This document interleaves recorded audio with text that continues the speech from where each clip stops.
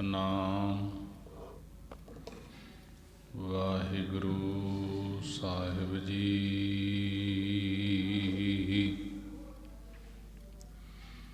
ਸਤਨਾਮ ਵਾਹਿਗੁਰੂ ਸਾਹਿਬ ਜੀ।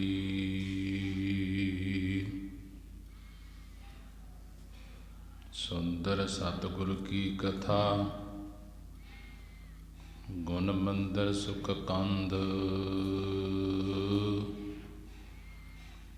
ਬਰਤਨ ਤਿਸ ਕੋ ਅਬ ਕਰੋ, ਹੋਵਹਿ ਬਿਘਨ ਨੇਕੰਦ।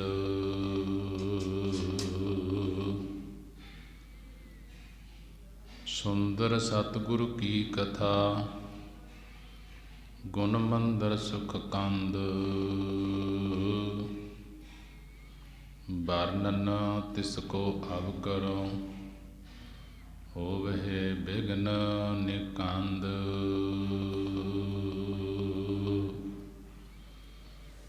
ਤੁਮਰੋ ਨਾਮ ਨਿਵਾਹੋ ਲਾਜਾ,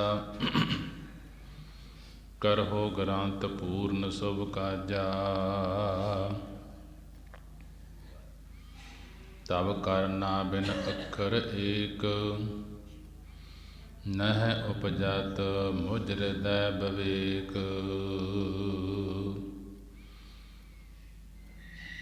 ਤੁਮ ਹੋ ਨਾਮ ਨਿਵਾਵਹੁ ਲਾਜਾ, ਕਰਹੁ ਗ੍ਰੰਥ ਪੂਰਨ ਸੁਭ ਕਾਜਾ। ਤਬ ਕਰਨਾ ਬਿਨ ਅੱਖਰ ਏਕ, ਨਹਿ ਉਪਜਤ ਮੁਝ ਹਿਰਦੈ ਬਵੇਕ। ਵਾਹਿਗੁਰੂ ਜੀ ਕਾ ਖਾਲਸਾ, ਵਾਹਿਗੁਰੂ ਜੀ ਕੀ ਫਤਿਹ। ਸਾਹਿਬੇ ਕਮਾਲ ਸਰਬ ਕਲਾ ਸਮਰੱਥ, ਚਵਰ ਤਖਤ ਦੇ ਮਾਲਕ, ਲੋਕ ਪਰਲੋਕ ਦੇ ਰਾਖੇ। ਧੰਨ ਧੰਨ ਸਾਹਿਬ ਸ੍ਰੀ ਗੁਰੂ ਗ੍ਰੰਥ ਸਾਹਿਬ ਮਹਾਰਾਜ ਜੀ। ਸਾਹਿਬ ਸ੍ਰੀ ਗੁਰੂ ਗ੍ਰੰਥ ਸਾਹਿਬ ਮਹਾਰਾਜ ਜੀ ਦਾ ਕੋਟਾਨ ਕੋਟ ਸ਼ੁਕਰਾਨਾ ਹੈ ਕਿ ਗੁਰੂ ਨੇ ਬੜੀ ਹੀ ਰਹਿਮਤ ਕਿਰਪਾ ਬਖਸ਼ਿਸ਼ ਕੀਤੀ ਹੈ। ਆਓ ਗੁਰੂ ਨਾਨਕ ਦੇਵ ਮਹਾਰਾਜ ਜੀ ਦੀ ਜਨਮ ਸਾਖੀ ਦੀ ਵਿਚਾਰ, ਕਿਉਂਕਿ ਗੁਰੂ ਨਾਨਕ ਦੇਵ ਮਹਾਰਾਜ ਜੀ ਦਾ ਅਵਤਾਰ ਦਿਹਾੜਾ ਆ ਰਿਹਾ ਹੈ। 17 ਤਰੀਕ ਨੂੰ ਸ੍ਰੀ ਅਖੰਡ ਪਾਠ ਪ੍ਰਕਾਸ਼ ਹੋਣੇ ਹਨ। 19 ਤਰੀਕ ਨੂੰ ਭੋਗ ਪੈਣੇ ਹਨ। ਉਤਨੇ ਦਿਨ ਗੁਰੂ ਨਾਨਕ ਦੇਵ ਮਹਾਰਾਜ ਜੀ ਦੀ ਸਿਫਤ ਸਲਾਹ ਜੀਵਨ ਬਾਰੇ ਵਿਚਾਰ ਕਰਿਆ ਕਰਾਂਗੇ। 2 ਰੋਜ਼ ਤੋਂ ਵਿਚਾਰ ਚੱਲ ਰਹੀ ਹੈ ਗੁਰੂ ਨਾਨਕ ਦੇਵ ਮਹਾਰਾਜ ਜੀ ਦੀ। ਗੁਰੂ ਨਾਨਕ ਦੇਵ ਮਹਾਰਾਜ ਜੀ ਦੀ ਜਨਮ ਸਾਖੀ ਦੀ ਵਿਚਾਰ ਸ਼ਰਵਣ ਕਰਦੇ ਹੋਏ, ਗੁਰੂ ਦਰਬਾਰ ਦੇ ਅੰਦਰ ਹਾਜ਼ਰੀਆਂ ਭਰਦੇ ਹੋਏ, ਮਨ ਬਿਰਤੀਆਂ ਨੂੰ ਉਕਾਗਰ ਕਰਦੇ ਹੋਏ ਧੰਨ ਧੰਨ ਸਾਹਿਬ ਸ੍ਰੀ ਗੁਰੂ ਗ੍ਰੰਥ ਸਾਹਿਬ ਮਹਾਰਾਜ ਜੀ ਨੂੰ ਸੀਸ ਝੁਕਾਉਂਦੇ ਹੋਏ, ਗੁਰੂ ਗੋਬਿੰਦ ਸਿੰਘ ਮਹਾਰਾਜ ਜੀ ਦੀ ਬਖਸ਼ੀ ਹੋਈ ਫਤਿਹ ਬੁਲੰਦ ਕਰੀਏ ਜੀ। ਵਾਹਿਗੁਰੂ ਜੀ ਕਾ ਖਾਲਸਾ, ਵਾਹਿਗੁਰੂ ਜੀ ਕੀ ਫਤਿਹ।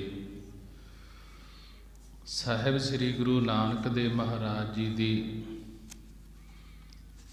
ਦੇ ਜਨਮ ਬਾਰੇ ਭਾਈ ਬਾਲਾ ਜੀ ਨੇ ਗੁਰੂ ਅੰਗਦ ਦੇਵ ਮਹਾਰਾਜ ਜੀ ਨੂੰ ਜਨਮ ਸਾਖੀ ਲਿਖਾਉਣਾ ਕੀਤੀ। ਜਨਮ ਦੀਆਂ ਗੱਲਾਂ ਦੱਸੀਆਂ। ਜਨਮ ਤੋਂ ਲੈ ਕੇ ਨਾਲ ਰਹਿੰਦੇ ਸਨ।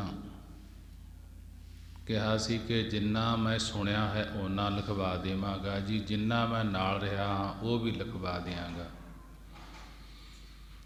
ਇਸੇ ਕਰਕੇ ਭਾਈ ਬਾਲੇ ਵਾਲੀ ਜਨਮ ਸਾਖੀ ਪ੍ਰਚਲਿਤ ਹੈ ਕਿ ਭਾਈ ਬਾਲੇ ਨੇ ਗੁਰੂ ਅੰਗਦ ਦੇਵ ਮਹਾਰਾਜ ਜੀ ਨੂੰ ਗੁਰੂ ਨਾਨਕ ਦੇਵ ਮਹਾਰਾਜ ਜੀ ਦੇ ਅਵਤਾਰ ਧਾਰਨ ਤੋਂ ਲੈ ਕੇ ਜਿੰਨਾ ਸੁਣਿਆ ਸੀ ਉਹ ਲਿਖਵਾਇਆ ਜਿਨ੍ਹਾਂ ਨਾਲ ਰਹੇ ਸਨ ਉਹ ਲਿਖਵਾਇਆ। ਕੱਲ ਵਿਚਾਰ ਹੋਈ ਸੀ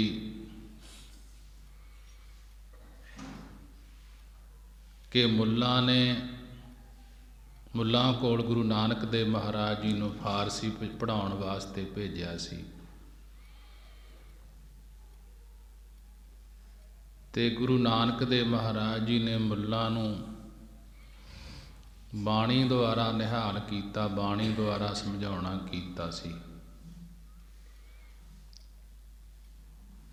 ਉਸ ਤੋਂ ਬਾਅਦ ਅੱਜ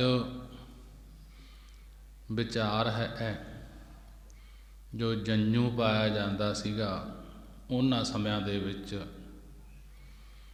ਉਸ ਸਮੇਂ ਬਾਲੇ ਨੇ ਦੱਸਿਆ ਗੁਰੂ ਅੰਗਦ ਦੇਵ ਮਹਾਰਾਜ ਜੀ ਨੂੰ, ਕਹਿਣ ਲੱਗੇ ਮਹਾਰਾਜ ਜੀ ਜਦ ਗੁਰੂ ਜੀ ਦੀਆਂ ਐਸੀਆਂ ਗੱਲਾਂ ਦੀ ਸਾਰੇ ਲੋਕਾਂ ਵਿੱਚ ਚਰਚਾ ਫੈਲ ਗਈ ਕਿ ਗੁਰੂ ਨਾਨਕ ਦੇਵ ਜੀ ਦੀ ਵਡਿਆਈ ਹੋਣ ਲੱਗੀ,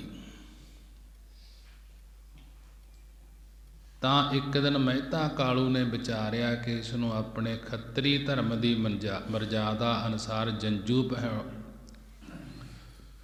ਪਹਿਨਾਉਣਾ ਚਾਹੀਦਾ ਹੈ। ਗੁਰੂ ਨਾਨਕ ਦੇਵ ਜੀ ਦੀ ਜਦੋਂ ਚਰਚਾ ਹੋਈ ਸਾਰੇ, ਤਾਂ ਇੱਕ ਦਿਨ ਮਹਿਤਾ ਕਾਲੂ ਗੁਰੂ ਨਾਨਕ ਦੇਵ ਜੀ ਦੇ ਪਿਤਾ ਨੇ ਵਿਚਾਰਿਆ ਕਿ ਨਾਨਕ ਨੂੰ ਖੱਤਰੀ ਧਰਮ ਦੀ ਮਰਜ਼ਾਦਾ ਅਨੁਸਾਰ ਜੰਝੂ ਪਹਿਨਾਉਣਾ ਚਾਹੀਦਾ ਹੈ। ਇਸ ਵਿਚਾਰ ਅਨੁਸਾਰ ਕਾਲੂ ਜੀ ਨੇ ਪੁਰੋਹਿਤ ਹਰਦਿਆਲ ਨੂੰ ਸੱਦ ਕੇ ਇਸ ਕਾਰਜ ਦੇ ਕਰਨ ਵਾਸਤੇ, ਜੰਝੂ ਪਹਿਨਾਉਣ ਵਾਸਤੇ ਮਹਿਤਾ ਜੀ ਦੀ ਇਹ ਇੱਛਾ ਸੁਣ ਕੇ ਪੁਰੋਹਿਤ ਹਰਦਿਆਲ ਨੇ ਕਿਹਾ ਕਿ ਮਹਿਤਾ ਜੀ ਕੱਲ੍ਹ ਇਸ ਕੰਮ ਵਾਸਤੇ ਬੜਾ ਸ਼ੁਭ ਦਿਨ ਹੈ, ਜੰਝੂ ਪਹਿਨਾਉਣ ਵਾਸਤੇ, ਕਿ ਆਪਾਂ ਕੱਲ੍ਹ ਨੂੰ ਨਾਨਕ ਦੇ ਜੰਝੂ ਪਹਿਨਾ ਦਿਆਂਗੇ। ਮਹਿਤਾ ਕਾਲੂ ਜੀ ਨੂੰ ਹਰਦਿਆਲ ਪੰਡਤ ਕਹਿਣ ਲੱਗਿਆ ਤੁਸੀਂ ਸਾਰੀ ਸਮੱਗਰੀ ਲੈ ਕੇ ਆਇਓ, ਆਪਾਂ ਫੇਰ ਮਰਜ਼ਾਦਾ ਅਨੁਸਾਰ ਜੰਝੂ ਪਹਿਨਾਵਾਂਗੇ ਨਾਨਕ ਦੇ। ਤਾਂ ਬਾਬਾ ਕਾਲੂ ਜੀ ਨੇ ਪੁਰੋਹਿਤ ਦੇ ਦੱਸੇ ਅਨੁਸਾਰ ਆਟਾ ਆਦਿਕ ਤੇ ਇੱਕ ਬੱਕਰਾ ਮੰਗਾ ਲਿਆ। ਜੰਝੂ ਪਹਿਨਾਉਣ ਵੇਲੇ ਇਹੋ ਜਿਹੀਆਂ ਕਿਰਿਆ ਕਰਦੇ ਸਨ, ਤਾਂ ਹੀ ਗੁਰੂ ਨਾਨਕ ਦੇਵ ਮਹਾਰਾਜ ਜੀ ਇਹਨਾਂ ਦੇ ਭੇਤ ਖੋਲ੍ਹਦੇ ਹਨ ਬਾਣੀ ਦੇ ਵਿੱਚ। ਗੈਂਡਾ ਮਾਰ ਹੋਮ ਕੀਏ ਦੇਵਤਿਆਂ ਕੈ ਤਾਈ, ਕਿ ਬਾਬਾ ਕਾਲੂ ਜੀ ਨੇ ਪੁਰੋਹਿਤ ਦੇ ਦੱਸੇ ਅਨੁਸਾਰ ਆਟਾ ਆਦਿਕ ਤੇ ਇੱਕ ਬੱਕਰਾ ਮੰਗਾ ਲਿਆ ਤੇ ਸੰਬੰਧੀਆਂ ਤੇ ਪਿੰਡ ਦੇ ਬ੍ਰਾਹਮਣਾਂ ਨੂੰ ਭੋਜਨ ਛਕਣ ਵਾਸਤੇ ਨਿਉਂਦਾ ਦਿੱਤਾ ਕਿ ਸਾਰੇ ਆਇਓ, ਨਾਨਕ ਦੇ ਜਨੇਊ ਪਾਵਾਂਗੇ, ਜਨੇਊ ਦੀ ਰਸਮ ਹੋਵੇਗੀ। ਸਾਰਿਆਂ ਨੂੰ ਨਿਉਂਦਾ ਦੇ ਦਿੱਤਾ ਤੇ ਦੂਸਰੇ ਦਿਨ ਪੁਰੋਹਿਤ ਨੇ ਗਊ ਦਾ ਗੋਹਾ ਮੰਗਵਾ ਕੇ ਧਰਤੀ ਉੱਤੇ ਪੋਚਾ ਦਿੱਤਾ ਅਤੇ ਉੱਪਰ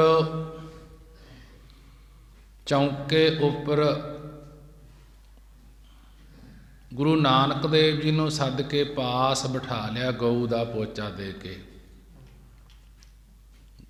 ਚੌਂਕੇ ਦੇ ਉੱਪਰ ਗੁਰੂ ਨਾਨਕ ਦੇਵ ਜੀ ਨੂੰ ਸੱਦ ਕੇ ਪਾਸ ਬਿਠਾ ਲਿਆ। ਹਰਦਿਆਲ ਪੰਡਤ ਨੇ ਜਦ ਖੱਤਰੀ ਧਰਮ ਦੀ ਰੀਤੀ ਅਨੁਸਾਰ ਗੁਰੂ ਜੀ ਨੂੰ ਜੰਝੂ ਪਾਉਣ ਲੱਗੇ ਤਾਂ ਗੁਰੂ ਜੀ ਨੇ ਕਿਹਾ ਕਿ ਕੌਣ ਅਦਕਤਾ ਜਾ ਕੇ ਪਾਏ, ਕਿਸ ਪਦਵੀ ਇਹ ਦੇਤ ਪਹੁੰਚਾਏ, ਪਹਿਰੇ ਬਿਨਾ ਨੂਨਤਾ ਜੋ, ਦਿਜਬਰ ਮੋਏ ਸਮਝਾਓ ਸੋ।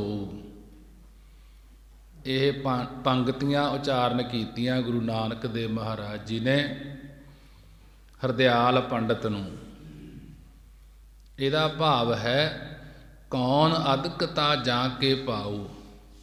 ਕਹਿਣ ਲੱਗੇ ਪੰਡਤ ਜੀ ਇਸ ਦੇ ਪਾਉਣ ਨਾਲ ਕੀ ਵਾਧਾ ਹੋਏਗਾ, ਕਿਸ ਪਦਵੀ ਇਹ ਦੇਤ ਭੁਚਾਊ। ਜਿਹੜਾ ਇਹ ਜਨੇਊ ਹੈ ਕਿਸ ਪਦਵੀ ਤੇ ਇਸ ਪੁਰਸ਼ ਨੂੰ ਪਹੁੰਚਾ ਦੇਵੇਗਾ, ਭਾਵ ਕਿਸ ਪਦਵੀ ਤੇ ਪਹੁੰਚਾ ਦਿੰਦਾ ਹੈ ਜਿਹੜਾ ਜਨੇਊ ਪਾਉਣਾ ਚਾਹੁੰਦੇ ਹੋ। ਪਹਿਰੇ ਬਿਨਾ ਨੂਨਤਾ ਜੋ ਇਸ ਨੂੰ ਨਾ ਪਹਿਨੀਏ। ਜੇ ਨਾਨਕ ਜੀ ਕਹਿਣ ਲੱਗੇ ਜੇ ਇਸ ਨੂੰ ਨਾ ਪਹਿਨੀਏ ਤਾਂ ਜੋ ਘਾਟਾ ਰਹਿੰਦਾ ਹੈ ਉਹ ਮੈਨੂੰ ਸਮਝਾਓ। ਦਿਜ ਬਰ ਮੋਹੇ ਸਮਝਾਓ ਸੋਊ। ਕਹਿੰਦੇ ਜਿਹੜਾ ਘਾਟਾ ਪੈਂਦਾ ਹੈ ਉਹ ਮੈਨੂੰ ਸਮਝਾ ਦਿਓ। ਗੁਰੂ ਜੀ ਤੋਂ ਇਹ ਪ੍ਰਾਸਨ ਸੁਣ ਕੇ ਹਰਦਿਆਲ ਪੰਡਿਤ ਮਨ ਵਿੱਚ ਬੜਾ ਪ੍ਰਸੰਨ ਹੋਇਆ, ਖੁਸ਼ ਹੋਇਆ ਕਿ ਉਸ ਦੇ ਦੁਖੜੇ ਤੇ ਕਲੇਸ਼ ਦੂਰ ਹੋਣ ਦੀ ਵੀ ਹੁਣ ਵਿਧ ਬਣ ਗਈ ਹਰਦਿਆਲ ਪੰਡਿਤ ਦੀ। ਕਿਉਂਕਿ ਹਰਦਿਆਲ ਪੰਡਿਤ ਪਹਿਲਾਂ ਹੀ ਗੁਰੂ ਜੀ ਦੀ ਮਹਿਮਾ ਨੂੰ ਜਾਣਦਾ ਸੀ, ਕੌਤਕਾਂ ਨੂੰ ਜਾਣਦਾ ਸੀ, ਪਰ ਆਪਣਾ ਅਗਿਆਨ ਦੂਰ ਕਰਨ ਵਾਸਤੇ ਕਹਿਣ ਲੱਗਿਆ ਕਿ ਇਹ ਜੰਝੂ ਪਾਉਣਾ ਜੋ ਖੱਤਰੀ ਧਰਮ ਦੀ ਪੁਰਾਤਨ ਮਰਜ਼ਾਦਾ ਹੈ। ਗੁਰੂ ਨਾਨਕ ਦੇਵ ਮਹਾਰਾਜ ਜੀ ਨੂੰ ਹਰਦਿਆਲ ਪੰਡਿਤ ਕਹਿਣ ਲੱਗਿਆ ਕਿ ਇਹ ਜੰਝੂ ਪਾਉਣਾ ਹੈ ਜੋ ਖੱਤਰੀ ਧਰਮ ਦੀ ਪੁਰਾਤਨ ਮਰਜ਼ਾਦਾ ਹੈ, ਪੁਰਾਣੀ ਮਰਜ਼ਾਦਾ ਹੈ, ਉਹ ਤੁਹਾਨੂੰ ਮੈਂ ਪਾਉਣ ਲੱਗਿਆ ਹਾਂ। ਗੁਰੂ ਨਾਨਕ ਦੇਵ ਮਹਾਰਾਜ ਜੀ ਨੂੰ ਕਹਿਣ ਲੱਗਿਆ ਹਰਦਿਆਲ ਪੰਡਿਤ, ਜਦ ਤੱਕ ਇਹ ਰੀਤੀ ਧਾਰਨ ਨਾ ਕਰ ਲਈ ਜਾਵੇ। ਗੁਰੂ ਨਾਨਕ ਦੇਵ ਜੀ ਨੂੰ ਕਹਿਣ ਲੱਗਿਆ ਹਰਦਿਆਲ ਪੰਡਿਤ ਕਿ ਜੰਝੂ ਪਹਿਨਣ ਵਾਲੀ ਰੀਤੀ ਜਦ ਤੱਕ ਧਾਰਨ ਨਾ ਕੀਤੀ ਜਾਵੇ ਤਦ ਤੱਕ ਕੋਈ ਖੱਤਰੀ ਧਰਮ ਦਾ ਪੁਰਸ਼ ਚੌਂਕੇ ਚੜ੍ਹਨ ਦਾ ਅਧਿਕਾਰੀ ਨਹੀਂ ਹੁੰਦਾ। ਚੌਂਕੇ ਤੋਂ ਥੱਲੇ ਹੀ ਰਹਿਣਾ ਪੈਂਦਾ ਹੈ। ਇਸ ਤੋਂ ਬਿਨਾਂ ਖੱਤਰੀ ਅਤੇ ਬ੍ਰਾਹਮਣ ਦਾ ਧਰਮ ਨਹੀਂ ਰਹਿੰਦਾ ਜੰਝੂ ਪਾਏ ਤੋਂ ਬਿਨਾਂ। ਬਸ ਇਸ ਦੇ ਪਾਉਣ ਵਿੱਚ ਇਹੀ ਵਿਸ਼ੇਸ਼ਤਾ ਹੈ ਕਿ ਜਦ ਤੱਕ ਇਸ ਨੂੰ ਗਲੇ ਨਾ ਪਾਇਆ ਜਾਏ ਕੋਈ ਬ੍ਰਾਹਮਣ ਖੱਤਰੀ ਆਪਣੇ ਧਰਮ ਵਿੱਚ ਨਹੀਂ ਹੁੰਦਾ, ਜਿੰਨਾ ਚਿਰ ਜਨੇਊ ਗਲੇ ਦੇ ਵਿੱਚ ਨਾ ਪਾਇਆ ਜਾਵੇ। ਬ੍ਰਾਹਮਣ ਖੱਤਰੀ ਆਪਣੇ ਧਰਮ ਵਿੱਚ ਪੱਕਾ ਨਹੀਂ ਹੁੰਦਾ। ਪੁਰੋਹਿਤ ਦੀ ਇਹ ਗੱਲ ਸੁਣ ਕੇ ਗੁਰੂ ਨਾਨਕ ਦੇਵ ਮਹਾਰਾਜ ਜੀ ਨੇ ਕਿਹਾ, ਪੁਰੋਹਿਤ ਜੀ ਖੱਤਰੀ ਬ੍ਰਾਹਮਣ ਦਾ ਧਰਮ ਇਹ ਸੂਤ ਦਾ ਧਾਗਾ ਗਲ ਪਾਇਆ ਹੀ ਰਹਿੰਦਾ ਹੈ। ਤੁਸੀਂ ਕਹਿੰਦੇ ਹੋ ਇਹ ਜ਼ਰੂਰ ਪਾਉਣਾ ਪੈਂਦਾ ਹੈ। ਜੇ ਇਹ ਧਾਗਾ ਗਲ 'ਚ ਪਾ ਲਿਆ ਕੀ ਇਹ ਧਰਮ ਰਹਿ ਜਾਏਗਾ? ਜਾਂ ਨੇਕ ਕਰਮ ਕਰਨ ਨਾਲ ਰਹਿੰਦਾ ਹੈ ਕਿ ਧਾਗਾ ਪਾਉਣ ਨਾਲ ਰਹਿੰਦਾ ਹੈ ਇਹ ਧਰਮ? ਜੇ ਕੋਈ ਇਹ ਸੂਤ ਦਾ ਧਾਗਾ ਗਲ ਪਾ ਕੇ ਖੋਟੇ ਕਰਮ ਕਰਦਾ ਹੈ, ਧਨ ਕਮਾਉਣ ਵਾਸਤੇ ਜ਼ੁਲਮ ਕਰਦਾ ਹੈ, ਧਰੋਹ ਕਰਦਾ ਹੈ ਕਿਸੇ ਨਾਲ, ਝੂਠ ਚੁਗਲੀ ਤੇ ਦੁਸ਼ਟਾਂ ਵਾਲੇ ਕਰਮ ਕਰਦਾ ਹੈ, ਉਹ ਬ੍ਰਾਹਮਣ ਜਾਂ ਖੱਤਰੀ ਚੰਡਾਲ ਹੈ ਨਾ, ਜਿਸ ਦੇ ਗਲ ਵਿੱਚ ਧਾਗਾ ਪਾਇਆ ਹੋਇਆ ਹੈ, ਕਰਮ ਇਹ ਕਰਦਾ ਹੈ, ਉਹ ਧਰਮ ਵਿੱਚ ਪਰਪੱਕ ਕਿਵੇਂ ਹੋਵੇਗਾ? ਉਹ ਤਾਂ ਚੰਡਾਲ ਸਮਝੋ ਉਸ ਨੂੰ। ਤਾਂ ਉਹ ਜਦ ਅੱਗੇ ਜਾ ਕੇ ਮਹਾਰਾਜ ਜੀ ਕਹਿਣ ਲੱਗੇ ਜਮਾਂ ਦੀ ਮਾਰ ਖਾਏਗਾ ਤਾਂ ਜਨੇਊ ਉਸ ਦੀ ਕੋਈ ਸਹਾਇਤਾ ਨਹੀਂ ਕਰ ਸਕੇਗਾ। ਇੱਥੇ ਕੀਤੇ ਪਾਪਾਂ ਦੇ ਬਦਲੇ ਉਸ ਨੂੰ ਨਰਕ ਭੋਗਣਾ ਪਏਗਾ। ਗੁਰੂ ਨਾਨਕ ਦੇਵ ਮਹਾਰਾਜ ਜੀ ਦੇ ਇਹ ਬਚਨ ਸੁਣ ਕੇ ਜਿੰਨੇ ਵੀ ਬ੍ਰਾਹਮਣ ਉੱਥੇ ਬੈਠੇ ਸਨ ਸਾਰੇ ਹੀ ਇਉਂ ਚੁੱਪ ਹੋ ਗਏ ਜਿਵੇਂ ਕੋਈ ਬੋਲਣਾ ਹੀ ਨਹੀਂ ਜਾਣਦਾ। ਗੁਰੂ ਨਾਨਕ ਦੇਵ ਜੀ ਦਾ ਕੋਈ ਜਵਾਬ ਨਾ ਦੇਵੇ।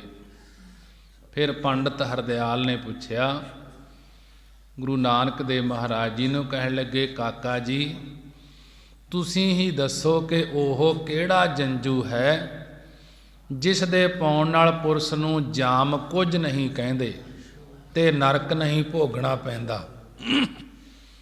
ਤਾਂ ਗੁਰੂ ਨਾਨਕ ਦੇਵ ਮਹਾਰਾਜ ਜੀ ਨੇ ਕਿਹਾ, ਸ਼ਲੋਕ ਮਹੱਲਾ ਪਹਿਲਾ, ਦਇਆ ਕਪਾਸ ਸੰਤੋਖ ਸੂਤ ਜਤ ਗੰਢੀ ਸਤ ਬਟ, ਇਹੋ ਜਨੇਊ ਜੀ ਕਾ ਹੀ ਤਾ ਪਾਂਡੇ ਘਤ, ਨਾ ਇਹੋ ਟੁੱਟੈ ਨਾ ਮਲ ਲੱਗੈ, ਨਾ ਇਹੋ ਜਲੈ ਨਾ ਜਾਏ।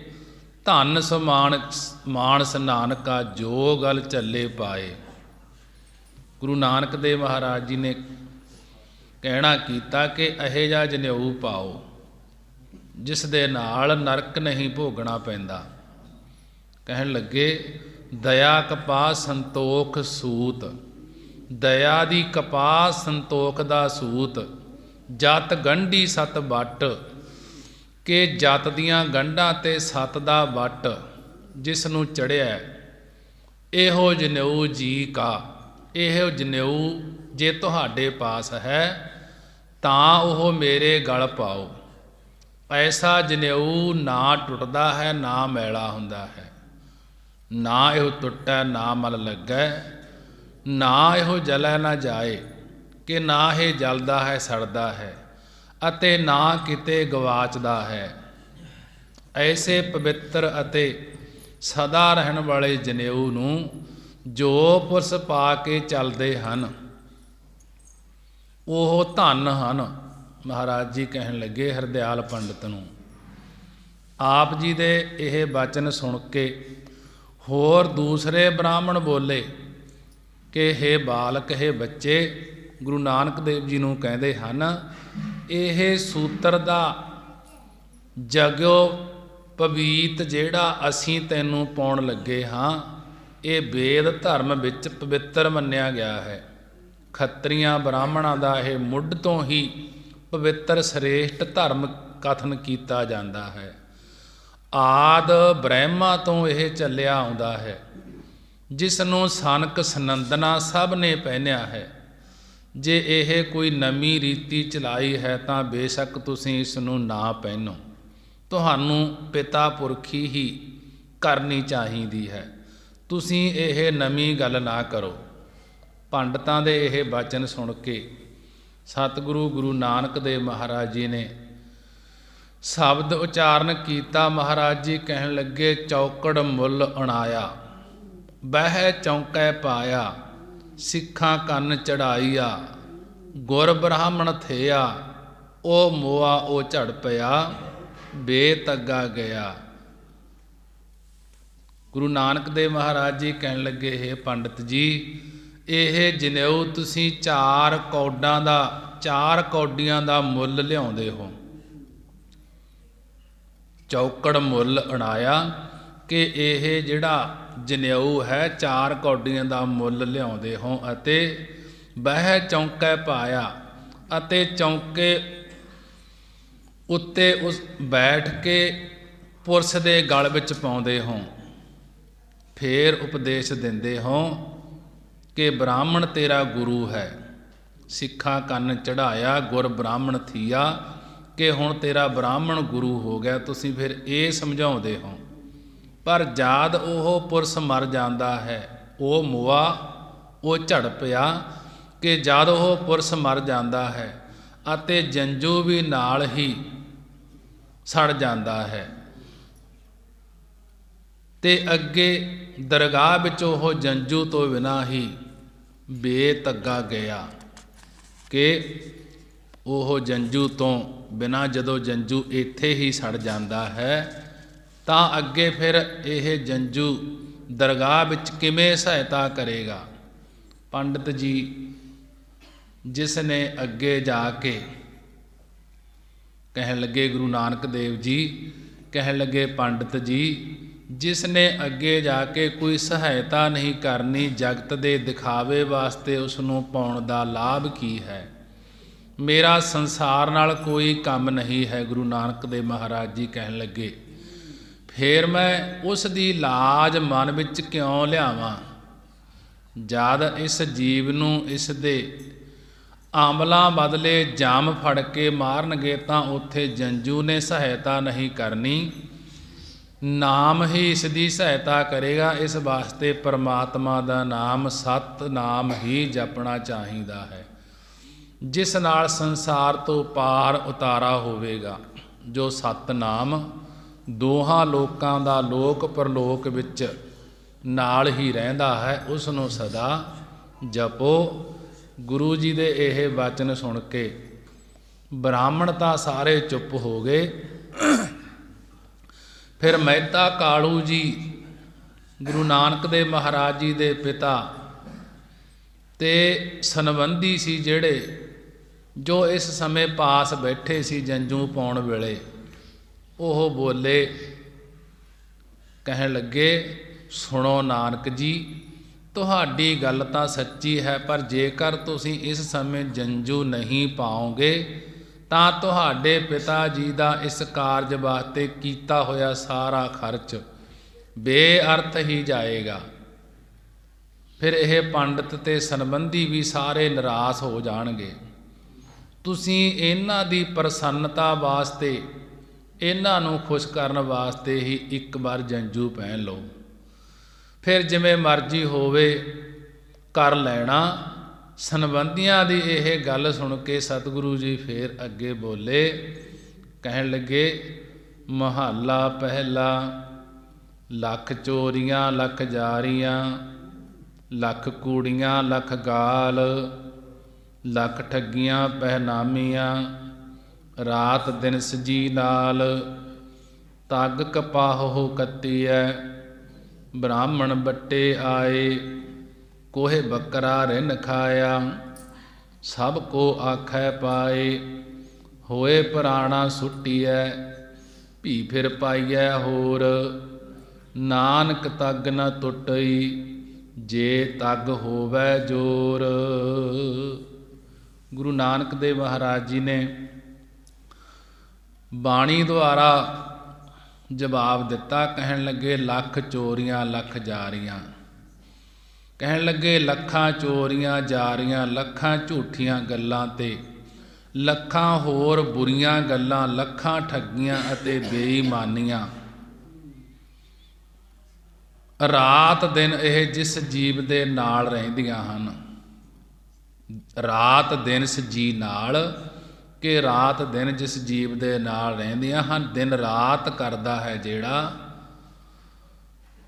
ਤੱਗ ਕਪਾਹੋ ਕੱਤੀ ਹੈ, ਉਸ ਨੂੰ ਜੇ ਕਪਾਹ ਦੇ ਬਣੇ ਹੋਏ ਸੂਤ ਦਾ ਧਾਗਾ ਵੱਟ ਕੇ ਪਾ ਦੇਈਏ, ਅਤੇ ਕੋਹੇ ਬੱਕਰਾ ਰਿੰਨ ਖਾਇਆ, ਅਤੇ ਬੱਕਰਾ ਮਾਰ ਕੇ ਰਿੰਨ ਕੇ ਖਾ ਕੇ ਸਾਰੇ ਸੰਬੰਧੀਆਂ ਵਿੱਚ ਪ੍ਰਗਟ ਕਰ ਦੇਈਏ ਕਿ ਜਨੇਊ ਪਾ ਦਿੱਤਾ ਹੈ,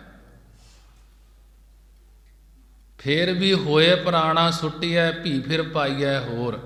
ਫਿਰ ਐਸਾ ਪਾਇਆ ਹੋਇਆ ਜੰਝੂ ਜਦ ਪੁਰਾਣਾ ਹੋ ਜਾਂਦਾ ਹੈ ਤਾਂ ਸੁੱਟ ਦੇਈਦਾ ਹੈ ਅਤੇ ਨਵਾਂ ਹੋਰ ਪਾ ਲਈਦਾ ਹੈ। ਪਰ ਜੇ ਪਹਿਲਾਂ ਜਨੇਊ ਇਸ ਵਿਧੀ ਨਾਲ ਪਾਇਆ ਹੋਵੇ, ਇਸ ਵਿਧੀ ਨਾਲ ਪਾਇਆ ਹੋਇਆ ਹੀ ਸ਼ਕਤੀਵਾਨ ਹੁੰਦਾ ਹੈ। ਨਾਨਕ ਤੱਗ ਨਾ ਟੁੱਟਈ, ਜੇ ਤੱਗ ਹੋਵੇ ਜੋਰ, ਕਿ ਤਾਂ ਕਦੀ ਨਾ ਟੁੱਟਦਾ ਹੈ, ਇੱਕ ਸਾਰ ਹੀ ਰਹਿੰਦਾ ਹੈ ਜੇ ਵਿਧੀ ਨਾਲ ਪਾਇਆ ਹੋਵੇ। ਇਸ ਕਰਕੇ ਮੈਨੂੰ ਐਸੇ ਜੰਝੂ ਦੇ ਪਹਿਨਣ ਦੀ ਲੋੜ ਨਹੀਂ। ਗੁਰੂ ਨਾਨਕ ਦੇਵ ਮਹਾਰਾਜ ਜੀ ਕਹਿਣ ਲੱਗੇ, ਜਿਹੜਾ ਬੱਕਰਾ ਖਾ ਕੇ ਤੇ ਜਿਹੜਾ ਠੱਗੀਆਂ ਕਰਨ ਵਾਲੇ ਆ ਕੇ ਖਾਣਗੇ, ਤੇ ਉਹ ਜਿਹੜੀ ਉਹ ਜੀ ਮਰਜ਼ਾਦਾ ਨਾਲ ਜੰਝੂ ਪਾਇਆ ਜਾਏਗਾ, ਉਹ ਮੈਨੂੰ ਮਨਜ਼ੂਰ ਨਹੀਂ, ਕਿ ਇਸ ਦੀ ਲੋੜ ਨਹੀਂ। ਜੇਕਰ ਤੁਹਾਡੇ ਪਾਸ ਐਸਾ ਜੰਝੂ ਹੈ, ਗੁਰੂ ਨਾਨਕ ਦੇਵ ਮਹਾਰਾਜ ਜੀ ਬ੍ਰਾਹਮਣਾਂ ਨੂੰ ਕਹਿਣ ਲੱਗੇ ਕਿ ਜਿਹੜਾ ਕਦੀ ਨਾ ਟੁੱਟੇ ਤੇ ਨਾ ਉਹ ਮੇਰੇ ਗਲ ਪਾ ਦਿਓ। ਜੇ ਹੈ ਇਹ ਜਿਹੜਾ ਕਦੇ ਵੀ ਟੁੱਟਦਾ ਨਹੀਂ, ਉਹ ਮੇਰੇ ਗਲ ਪਾ ਦਿਓ। ਗੁਰੂ ਜੀ ਦਾ ਇਹ ਬਚਨ ਸੁਣ ਕੇ ਪੰਡਤ ਹਰਦਿਆਲ ਨੇ ਬੇਨਤੀ ਕੀਤੀ ਕਿ ਉਹ ਕਿਹੜਾ ਜੰਝੂ ਹੈ ਜਿਹੜਾ ਕਦੇ ਨਹੀਂ ਟੁੱਟਦਾ ਤੇ ਸਦਾ ਹੀ ਜੀਵ ਦੇ ਨਾਲ ਰਹਿੰਦਾ ਹੈ। ਸਤਿਗੁਰੂ ਗੁਰੂ ਨਾਨਕ ਦੇਵ ਮਹਾਰਾਜ ਜੀ ਉਚਾਰਨ ਕਰਦੇ ਹਨ, ਮਹੱਲਾ ਪਹਿਲਾ।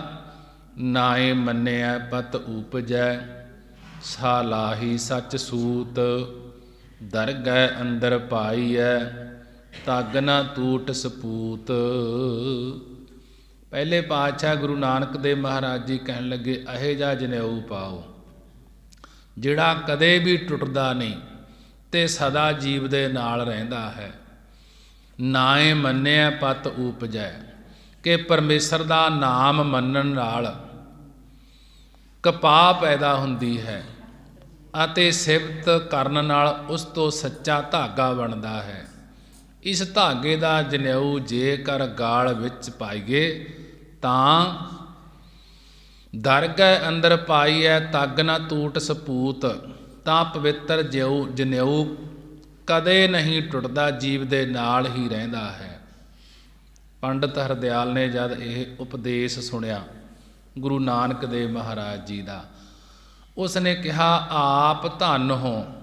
ਗੁਰੂ ਨਾਨਕ ਦੇਵ ਮਹਾਰਾਜ ਜੀ ਨੂੰ ਹਰਦਿਆਲ ਪੰਡਤ ਨੇ ਉਪਦੇਸ਼ ਸੁਣ ਕੇ ਕਿਹਾ, ਨਾਨਕ ਜੀ ਧੰਨ ਹੋ, ਆਪਣੀ ਗਤੀ ਤੁਸੀਂ ਆਪ ਹੀ ਜਾਣਦੇ ਹੋ, ਤੁਹਾਡੀ ਮਹਿਮਾ ਹੋਰ ਕੋਈ ਨਹੀਂ ਜਾਣਦਾ। ਜਦ ਇਸ ਤਰ੍ਹਾਂ ਵਿਚਾਰ ਵਟਾਂਦਰੇ ਹੋ ਗਏ ਤਾਂ ਸਾਰੇ ਭੋਜਨ ਛਕ ਕੇ ਗੁਰੂ ਜੀ ਦੀ ਉਪਮਾ ਕਰਦੇ ਹੋਏ ਆਪਣੇ ਘਰ ਅਸਥਾਨਾਂ ਨੂੰ ਚਲੇ ਗਏ। ਉਸ ਤੋਂ ਬਾਅਦ ਭਾਈ ਬਾਲੇ ਨੇ ਕਿਹਾ, ਗੁਰੂ ਜੀ, ਇਸ ਤੋਂ ਉਪਰੰਤ ਗੁਰੂ ਜੀ ਨੇ ਆਪਣਾ ਆਪ ਲੋਕਾਂ ਤੋਂ ਛੁਪਾਉਣ ਵਾਸਤੇ ਉਦਾਸੀਨ ਜਿਹੀ ਬਿਰਤੀ ਧਾਰਨ ਕਰ ਲਈ, ਜਿਸ ਤੋਂ ਲੋਕਾਂ ਨੂੰ ਆਪ ਜੀ ਦੀ ਵਡਿਆਈ ਮਹਿਮਾ ਦਾ ਪਤਾ ਨਾ ਲੱਗ ਸਕੇ। ਗੁਰੂ ਜੀ ਅੱਖਾਂ ਮੀਚ ਛੱਡਦੇ ਅਤੇ ਮੂੰਹ ਤੋਂ ਬਹੁਤਾ ਸਮਾਂ ਚੁੱਪ ਹੀ ਰਹਿੰਦੇ।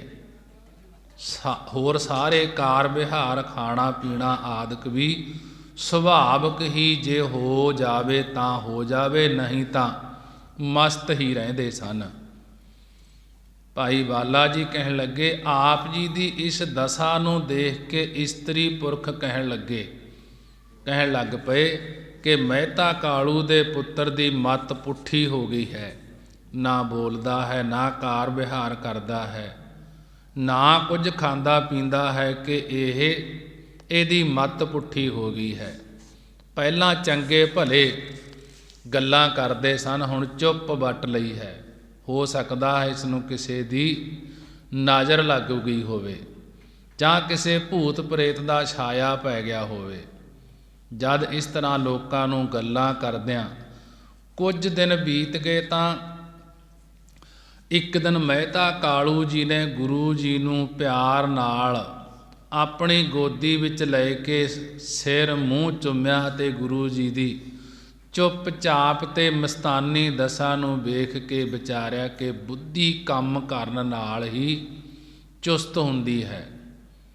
ਕਹਿਣ ਲੱਗੇ ਕਿ ਬੁੱਧੀ ਕੰਮ ਕਰਨ ਨਾਲ ਹੀ ਚੁਸਤ ਹੁੰਦੀ ਹੈ, ਇਹ ਦਸ਼ਾ ਇਸ ਦੀ ਵਿਹਲੇ ਬੈਠਣ ਕਰਕੇ ਹੀ ਹੋਈ ਹੈ।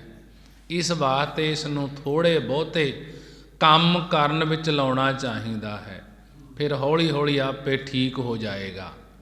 ਇਹ ਵਿਚਾਰ ਕਰਕੇ ਮਹਿਤਾ ਕਾਲੂ ਜੀ ਨੇ ਆਖਿਆ, ਪੁੱਤਰ ਜੀ, ਤੁਸੀਂ ਬਾਹਰ ਗਾਵਾਂ ਮੱਝਾਂ ਨੂੰ ਚਾਰ ਲਿਆਇਆ ਕਰੋ, ਤੁਹਾਡੀ ਬੁੱਧੀ ਠੀਕ ਹੋ ਜਾਏ। ਤੁਸੀਂ ਇੱਕੋ ਇੱਕ ਸਾਡੇ ਘਰ ਪੁੱਤਰ ਹੋ, ਵਿਹਲੇ ਬੈਠਣ ਨਾਲ ਘਰ ਦਾ ਨਿਰਵਾਹ ਨਹੀਂ ਹੋ ਸਕਦਾ। ਆਪਣੇ ਮਨ ਪਰਚਾਵੇ ਵਾਸਤੇ ਕੋਈ ਕੰਮ ਕਰਨਾ ਚਾਹੀਦਾ ਹੈ।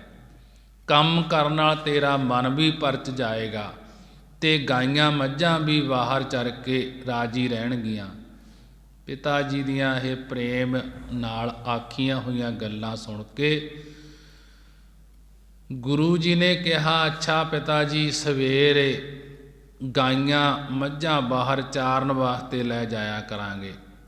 ਦੂਸਰੇ ਦਿਨ ਗੁਰੂ ਜੀ ਗਾਈਆਂ ਮੱਝਾਂ ਨੂੰ ਲੈ ਕੇ ਬਾਹਰ ਚਾਰਨ ਚਲੇ ਗਏ।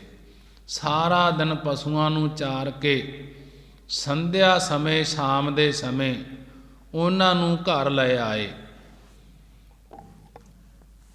ਇਹ ਵੇਖ ਕੇ ਮਹਿਤਾ ਕਾਲੂ ਜੀ ਬੜੇ ਖੁਸ਼ ਹੋਏ ਕਿ ਨਾਨਕ ਚੰਗੀ ਤਰ੍ਹਾਂ ਵਧੀਆ ਮੱਝਾਂ ਚਾਰ ਲਿਆਏ ਹਨ। ਖੁਸ਼ ਹੋਏ ਕਿ ਮੇਰਾ ਪੁੱਤਰ ਕੰਮ ਕਰਨ ਲੱਗ ਪਿਆ ਹੈ, ਹੌਲੀ ਹੌਲੀ ਠੀਕ ਹੋ ਜਾਏਗਾ ਅਤੇ ਘਰ ਦੇ ਕੰਮ ਕਾਜ ਵਿੱਚ ਜੁਟ ਜਾਏਗਾ। ਦੂਸਰੇ ਦਿਨ ਫੇਰ ਸਵੇਰੇ ਹੀ ਗੁਰੂ ਜੀ ਗਾਈਆਂ ਮੱਝਾਂ ਖੋਲ੍ਹ ਕੇ ਬਾਹਰ ਖੇਤਾਂ ਵਿੱਚ ਲੈ ਗਏ। ਇੱਕ ਹਰਿਆ ਭਰਿਆ ਖੇਤ ਵੇਖ ਕੇ ਉਸ ਵਿੱਚ ਉਹਨਾਂ ਨੂੰ ਚਰਨ ਵਾਸਤੇ ਛੱਡ ਦਿੱਤਾ ਅਤੇ ਆਪ ਇੱਕ ਪਾਸੇ ਹੋ ਕੇ ਸੌਂ ਗਏ। ਜਦ ਗਾਵਾਂ ਮੱਝਾਂ ਨੇ ਖੇਤ ਰੱਜ ਕੇ ਝਰ ਲਿਆ ਤਾਂ ਕੁਝ ਸਮੇਂ ਉਪਰੰਤ ਉਸ ਖੇਤ ਦਾ ਮਾਲਕ ਵੀ ਆ ਗਿਆ। ਉਸ ਨੇ ਜਦ ਆਪਣਾ ਉਜੜਿਆ ਹੋਇਆ ਖੇਤ ਵੇਖਿਆ ਤਾਂ ਦੁਖੀ ਹੋ ਕੇ ਮਨ ਵਿੱਚ ਕਲਪਿਆ ਕਿ ਕਈਆਂ ਮੁਸੀਬਤਾਂ ਨਾਲ ਮੈਂ ਵਾਹ ਬੀਜ ਕੇ ਖੇਤ ਤਿਆਰ ਕੀਤਾ ਸੀ, ਇਹ ਕਿਸ ਨਿਰਦਈ ਨੇ ਪਸ਼ੂਆਂ ਨੂੰ ਚਾਰ ਕੇ ਉਜਾੜ ਦਿੱਤਾ ਹੈ। ਖੇਤ ਵਾਲੇ ਕਿਸਾਨ ਦੀਆਂ ਉੱਚੀਆਂ ਉੱਚੀਆਂ ਗੱਲਾਂ ਸੁਣ ਕੇ ਗੁਰੂ ਜੀ ਜਾਗ ਪਏ। ਗੁਰੂ ਨਾਨਕ ਦੇਵ ਜੀ ਉੱਠ ਕੇ ਝੱਟ ਗਾਵਾਂ ਮੱਝਾਂ ਨੂੰ ਖੇਤ ਵਿੱਚੋਂ ਬਾਹਰ ਕੱਢਣ ਲੱਗੇ। ਕਿਸਾਨ ਬੜਾ ਗੁੱਸੇ ਨਾਲ ਬੋਲਣ ਲੱਗਿਆ ਕਿ ਹੁਣ ਮੈਂ ਤੈਨੂੰ ਘਰ ਸੁੱਕਾ ਨਹੀਂ ਜਾਣ ਦਿਆਂਗਾ, ਤੂੰ ਮੇਰਾ ਸਾਰਾ ਖੇਤ ਉਜਾੜ ਕੇ ਬਰਬਾਦ ਕਰ ਦਿੱਤਾ ਹੈ। ਇਉਂ ਆਖ ਕੇ ਜ਼ਿਮੀਂਦਾਰ ਨੇ ਸਾਰੀਆਂ ਗਾਵਾਂ ਮੱਝਾਂ ਆਪਣੇ ਅੱਗੇ ਲਾ ਕੇ ਹੱਕ ਲਈਆਂ, ਨਗਰ ਵੱਲ ਤੋਰ ਲਈਆਂ। ਗੁਰੂ ਜੀ ਨੇ ਭਾਵੇਂ ਬਹੁਤ ਆਖਿਆ ਤੇ ਸਮਝਾਇਆ ਕਿ ਜੋ ਕੁਝ ਭਾਗ ਵਿੱਚ ਹੋਵੇ ਉਹ ਅਵੱਸ ਮਿਲ ਜਾਂਦਾ ਹੈ। ਤੂੰ ਕ੍ਰੋਧ ਵਿੱਚ ਨਾ ਆ, ਤੂੰ ਗੁੱਸੇ ਵਿੱਚ ਨਾ ਆ, ਗਾਵਾਂ ਮੱਝਾਂ ਛੱਡ ਦੇ। ਪਰ ਗੁੱਸੇ ਵਿੱਚ ਆਏ ਹੋਏ ਜ਼ਿਮੀਂਦਾਰ ਨੇ ਗੁਰੂ ਜੀ ਦੀ ਕੋਈ ਗੱਲ ਨਾ ਸੁਣੀ ਤੇ ਗਾਵਾਂ ਮੱਝਾਂ ਨੂੰ ਰਾਏ ਬੁਲਾਰ ਦੀ ਕਚਹਿਰੀ ਵਿੱਚ ਲੈ ਆਇਆ। ਜ਼ਿਮੀਂਦਾਰ ਨੇ ਰਾਏ ਬੁਲਾਰ ਪਾਸ ਪੁਕਾਰ ਕਰਕੇ ਆਖਿਆ ਕਿ ਰਾਏ ਜੀ, ਤੁਹਾਡੇ ਪਟਵਾਰੀ ਦੇ ਪੁੱਤਰ ਨੇ ਗਾਈਆਂ ਮੱਝਾਂ ਛੱਡ ਕੇ ਮੇਰਾ ਕਣਕ ਦਾ ਸਾਰਾ ਖੇਤ ਉਜਾੜ ਦਿੱਤਾ ਹੈ, ਮੇਰਾ ਨਿਆਂ ਕਰੋ। ਜੇ ਤੁਸੀਂ ਆਪਣੇ ਪਟਵਾਰੀ ਦਾ ਪੁੱਤਰ ਦਾ ਲਿਹਾਜ਼ ਕਰਕੇ ਮੇਰਾ ਨਿਆਂ ਨਹੀਂ ਕਰੋਗੇ ਤਾਂ ਤੁਹਾਡਾ ਸਾਰਾ ਪਿੰਡ ਹੀ ਉੱਜੜ ਜਾਏਗਾ। ਇਹ ਹਰ ਰੋਜ਼ ਹੀ ਫਸਲਾਂ ਦੇ ਵਿੱਚ ਮੱਝਾਂ ਗਾਵਾਂ ਛੱਡ ਦਿਆ ਕਰੇਗਾ। ਜੇਕਰ ਇਸ ਤਰ੍ਹਾਂ ਦੀ ਰਾਤ ਦਿਨ ਖੇਤੀਆਂ ਉੱਜੜਨ ਲੱਗੀਆਂ ਤਾਂ ਫਿਰ ਕਿਹੜਾ ਕਿਸਾਨ ਇੱਥੇ ਵਸਣਾ ਪਸੰਦ ਕਰੇਗਾ। ਜ਼ਿਮੀਂਦਾਰ ਦੀਆਂ ਇਸ ਤਰ੍ਹਾਂ ਦੀਆਂ ਗੱਲਾਂ ਸੁਣ ਕੇ ਰਾਏ ਬੁਲਾਰ ਨੇ ਬੜੇ ਗੁੱਸੇ ਨਾਲ ਗੁਰੂ ਜੀ ਨੂੰ ਆਖਿਆ, ਓਏ ਮਤਵਾਲੇ ਬਾਲਕ, ਤੂੰ ਸਭ ਦਾ ਡਰ ਭਉ ਮਨ ਤੋਂ ਲਾਹ ਦਿੱਤਾ ਹੈ, ਜਿਸ ਕਰਕੇ ਲੋਕਾਂ ਦੇ ਖੇਤ ਨਿਡਰ ਹੋ ਕੇ ਉਜਾੜਦਾ ਹੈ। ਗੁਰੂ ਜੀ ਚੁੱਪ ਕਰ ਰਹੇ ਤੇ ਰਾਏ ਬੁਲਾਰ ਨੂੰ ਕੋਈ ਉੱਤਰ ਨਾ ਦਿੱਤਾ। ਤਾਂ ਉਸਨੇ ਆਪਣੇ ਨੌਕਰ ਨੂੰ, ਰਾਏ ਬੁਲਾਰ ਨੇ ਕਿਹਾ, ਜੇਕਰ ਇਹ ਬਾਲਕ ਮਸਤਾਨਾ ਹੈ ਤਾਂ ਇਸ ਦੇ ਪਿਤਾ ਨੂੰ ਛੇਤੀ ਸੱਦ ਕੇ ਲਿਆ। ਆਪਣੇ ਨੌਕਰ ਨੂੰ ਕਹਿਣ ਲੱਗਿਆ ਕਿ ਆ ਕੇ ਖੇਤ ਦਾ ਉਜਾੜਾ ਭਰੇ। ਇਹ ਬਾਲਕ ਨੇ ਜ਼ਿਮੀਂਦਾਰ ਦਾ ਖੇਤ ਉਜਾੜ ਦਿੱਤਾ ਹੈ। ਨੌਕਰ ਨੇ ਗੁਰੂ ਨਾਨਕ ਦੇਵ ਮਹਾਰਾਜ ਜੀ ਦੇ ਪਿਤਾ ਨੂੰ, ਮਹਿਤਾ ਕਾਲੂ ਜੀ ਨੂੰ, ਰਾਏ ਬੁਲਾਰ ਦੇ ਘਰ ਆਉਣ ਵਾਸਤੇ ਆਖਿਆ ਕਿ ਪਟਵਾਰੀ ਜੀ, ਛੇਤੀ ਉੱਠੋ, ਚੱਲੋ, ਆਪਣੇ ਬੱਚੇ ਦੀ ਕਰਤੂਤ ਵੇਖੋ। ਉਸਨੇ ਜੱਟ ਦਾ ਸਾਰਾ ਖੇਤ ਗਾਈਆਂ ਮੱਝਾਂ ਛੱਡ ਕੇ ਉਜਾੜ ਦਿੱਤਾ ਹੈ। ਜੱਟ ਨੇ ਗਾਈਆਂ ਮੱਝਾਂ ਰਾਏ ਪਾਸ ਲੈ ਆਂਦੀਆਂ ਹਨ ਅਤੇ ਖੇਤੀ ਦਾ ਹਰਜਾਨਾ ਮੰਗਦਾ ਹੈ ਜੋ ਜੱਟ ਹੈ। ਮਹਿਤਾ ਕਾਲੂ ਜੀ ਨੇ ਜਦ ਇਹ ਗੱਲ ਸੁਣੀ ਤਾਂ ਕਹਿਣ ਲੱਗੇ, ਇਸ ਪੁੱਤਰ ਨੇ ਸਾਨੂੰ ਕਦੀ ਸੁੱਖ ਨਹੀਂ ਦਿੱਤਾ, ਜਿੱਧਰੋਂ ਕਿਧਰੋਂ ਉਲਾਮੇ ਹੀ ਆਉਂਦੇ ਹਨ। ਇਸ ਤਰ੍ਹਾਂ ਦੀਆਂ ਗੱਲਾਂ ਕਰਦੇ ਹੋਏ ਮਹਿਤਾ ਕਾਲੂ ਜੀ ਰਾਏ ਬੁਲਾਰ ਪਾਸ ਆ ਗਏ।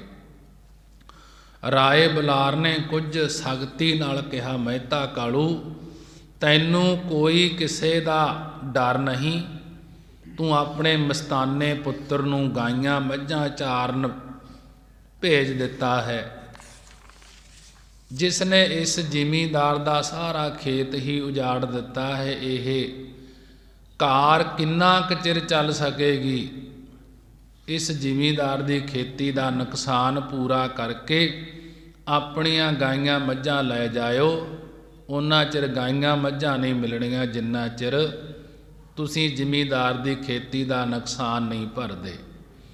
ਰਾਏ ਬੁਲਾਰ ਦੀ ਇਹ ਗੱਲ ਸੁਣ ਕੇ ਗੁਰੂ ਨਾਨਕ ਦੇਵ ਮਹਾਰਾਜ ਜੀ ਕਹਿਣ ਲੱਗੇ, बेगन न खेती मैं किस कीना, तुम कस चरो उचारा लीना। एक ना खेत को पात निपाते, बाद बदत तुम बैन रिसाते। जे कृख खाई मह खन धेना, तो तुम लेहो चरहो जो लैना। जे गवार तित बचन प्रतीत, सुनकर इयाने धरत ना चीत। गुरु नानक देव महाराज जी कहन लगे राय बलार नूं, राय बलार जी, जद खेती विच किसी ने कोई बिगाड़ नहीं कीता ਤਾਂ ਤੁਸੀਂ ਉਜਾੜਾ किस तरह भरना चाहुंदे हो, भराउणा चाहुंदे हो। गुरु नानक देव महाराज जी कहन लगे, जद खेती विच किसी ने कोई बिगाड़ नहीं कीता तद तुसीं उजाड़ा किस तरह भरना चाहुंदे हो। खेत दा एक पत्ता भी नहीं टुटिया, पर तुसीं बेअर्थ ही गुस्से विच बोल रहे हो। जे साडियां गाइयां मੱਝਾਂ ने खेती खाधी होवे तां फिर तुसीं जो हरजाना लैना चाहो लै लैना। सियाणे आदमी किसे गवार दी गल उत्ते ਐਵੇਂ ही इतबार नहीं कर लेंदे। जद गुरु जी ने इस तरह बचन कीते तां खेती दे मालक ने कहा, राय बलार जी, खेती दा एक तीला भी साबित नहीं रहा। तुसीं बेशक अपने आदमी भेज के पता मंगवा लो, मैं तुहाडे पास झूठ नहीं आख रहा। इस तरह दोहां पासियां दियां गल्लां राय बलार ने सुन के सच झूठ का निर्णय करन वास्ते अपना एक आदमी भेज दिता, खेती देखण वाले वास्ते कि किन्ना क नुकसान होया है। कि उसने राय बलार नूं जदों देख के आया कि दस्या कि हजूर, मैं सारे खेत नूं 4 छपेरे तो वेख्या है, सारी खेती हरी भरी है, उसका कोई नुकसान नहीं होया, ना कोई उत्थे पशु का खुरा लग्या है पैड़ है, ते ना ही कोई तीला टुटिया है। यह जट एवें झूठी दुहाई दे रहा है, इसनूं इस दी सज़ा मिलनी चाहिदी है। ये गल सुन के खेती दा मालक बड़ा हैरान होया अते खेती नूं वेखण वास्ते आप चलिया गया। खेती हरी भरी ठीक वेख के वो भी बड़ा हैरान होया अते उसदे मूँह चों कोई गल ना निकली, आके चुप ही रह गया। राय बलार दे कोले वो ये सोचदा होया कि ये की कारण होया है, कुछ पता नहीं लगता। बहुत शर्मिंदा होया ते चुप करके अपने घर नूं चलिया गया।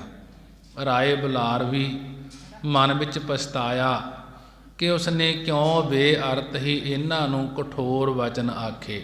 राय बलार सी जो उन्हें सोचा कि ਮਹਿਤਾ ਕਾਲੂ ਨੂੰ ਤੇ ਨਾਨਕ ਨੂੰ ਐਵੇਂ ਹੀ ਕਠੋਰ ਵਚਨ ਆਖੇ ਗਏ। ਉਪਰੰਤ ਮਹਿਤਾ ਕਾਲੂ ਜੀ ਬੜੀ ਪ੍ਰਸੰਨਤਾ ਨਾਲ ਗੁਰੂ ਜੀ ਨੂੰ ਘਰ ਲੈ ਕੇ ਆ ਗਏ।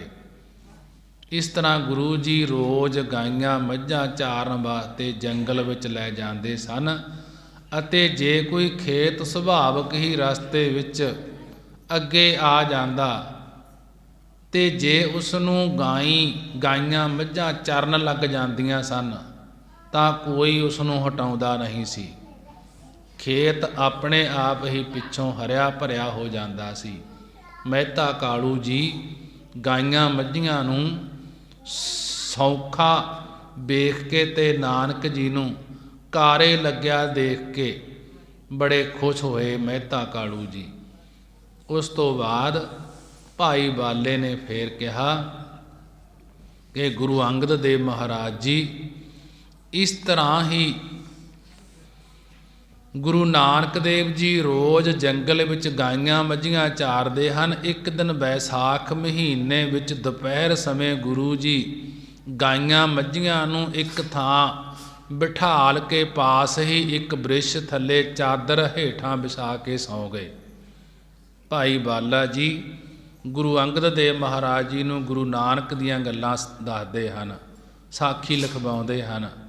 ਕਹਿਣ ਲੱਗੇ ਕਿ ਗੁਰੂ ਅੰਗਦ ਦੇਵ ਮਹਾਰਾਜ ਜੀ ਇਸ ਤਰ੍ਹਾਂ ਜਿਵੇਂ ਮੱਝਾਂ ਚਾਰਦਾ ਸੀ, ਗੁਰੂ ਨਾਨਕ ਦੇਵ ਜੀ ਰੋਜ਼ ਜੰਗਲ ਵਿੱਚ ਗਾਈਆਂ ਮੱਝੀਆਂ ਚਾਰਦੇ ਸਨ। ਇੱਕ ਦਿਨ ਵਿਸਾਖ ਮਹੀਨੇ ਵਿੱਚ ਦੁਪਹਿਰ ਸਮੇਂ ਗੁਰੂ ਜੀ ਗਾਈਆਂ ਮੱਝੀਆਂ ਨੂੰ ਇੱਕ ਥਾਂ ਬਿਠਾ ਕੇ ਪਾਸ ਹੀ ਇੱਕ ਬ੍ਰਿਛ ਥੱਲੇ ਚਾਦਰ ਹੇਠਾਂ ਵਿਛਾ ਕੇ ਸੌਂ ਗਏ।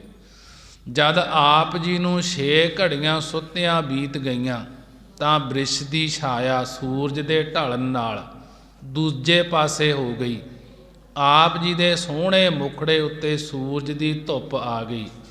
ਧੁੱਪ ਦੇ ਕਾਰਨ ਆਪ ਜੀ ਦਾ ਮੁਖ ਪਸੀਨੇ ਨਾਲ ਭਿੱਜ ਗਿਆ। ਗੁਰੂ ਜੀ ਦੀ ਇਹ ਦਸ਼ਾ ਵਿੱਚ ਗਾਂ ਦੇ ਦੁੱਧ ਵਰਗੇ ਚਿੱਟੇ ਇੱਕ ਫਨੀਅਰ ਸੱਪ ਨੇ ਆਪ ਜੀ ਦੇ ਮੁਖ ਉੱਤੇ ਆਪਣਾ ਫਣ ਖਿਲਾਰ ਕੇ ਛਾਂ ਕਰ ਦਿੱਤੀ। ਉਸ ਸਮੇਂ ਦੇਵ ਨੇਤ ਹੀ ਰਾਏ ਬਲਾਰ ਆਪਣੀ ਸੈਨਾ ਸਹਿਤ ਉਧਰ ਆ ਗਿਆ, ਜਿੱਥੇ ਗੁਰੂ ਨਾਨਕ ਦੇਵ ਮਹਾਰਾਜ ਜੀ ਨੂੰ ਦੇ ਮੁਖ ਨੂੰ ਸੱਪ ਨੇ ਛਾਂ ਕੀਤੀ ਹੋਈ ਸੀ। ਰਾਏ ਬਲਾਰ ਆ ਗਿਆ ਉੱਥੇ।